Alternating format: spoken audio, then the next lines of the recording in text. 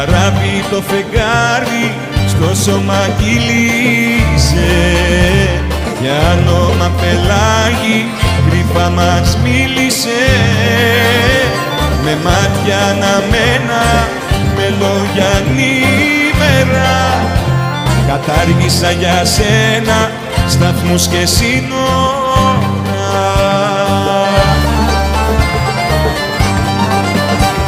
Τι πρέπει, τι δεν πρέπει, στιγμίδες και